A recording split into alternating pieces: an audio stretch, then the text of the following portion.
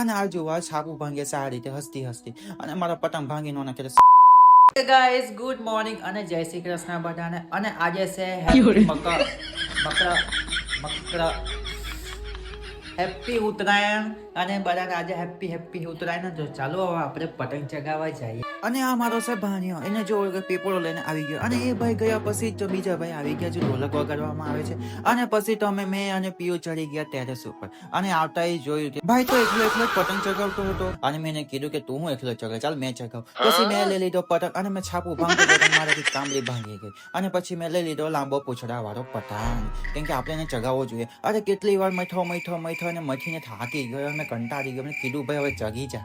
પછી માણ ચગાવી જ નાખ્યો અને મમ્મીને ફિરકી પકડાવા આપી દીધી. અને જો આ લાંબો પૂંછડા વાળો પીવો કહે છે કે મારે બી ચગાવવો છે. મેં કીધું તું બી ચગાવી લે. અને પીઓને પકડાવી દીધો અને પીઓને મેં કીધું જવા દે.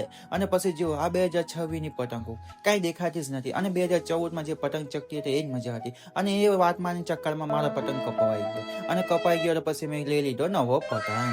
અને મેં પીયુને કીધું કે ચાલ મને કન્ના બાંધી દે. પીયુ મને ના કિન્ના બાંધ એટલે બાંધ. પછી પીયુને શું પકડાવી દીધો મને કિન્ના બાંધવા. અને મને કહે છે આ રીતે બાંધે. મેં કીધું તું જ બાંધી લે ને ભાઈ, તને આવડતી હોય તો પછી પીયુને પકડાવી દીધી કિન્ના બાંધવા માટે. અને આ જોવા છાપું ભાંગે છે આ રીતે હસતી અને મારા પતંગ ભાંગી નો નાખે સારું. અને પછી પીયુ કે મારે પતંગ ચગાવવો છે. મેં કીધું તું ચગાવી નાખ પહેલા. અને પીયુ ક્યાં નિમતતી હતી એનાથી પતંગ ન ચગાવે મને પકડાવી દીધો અને મેં ચગાવી જ નાખ્યો. અને આજે કહું તમે ભાઈઓ કે 2026 ની પતંગ કરતા 2014 માં વધારે ચગતી હતી ને. અને આજે તો પતંગ ચગાવીને કંટાળી ગયો. અને મારા વિડીયોને ફોલો અને શેર કમેન્ટ કરતા જાજો. અને ભાઈઓ મારે 365 દિવસનો ચેનલ લીધો છે.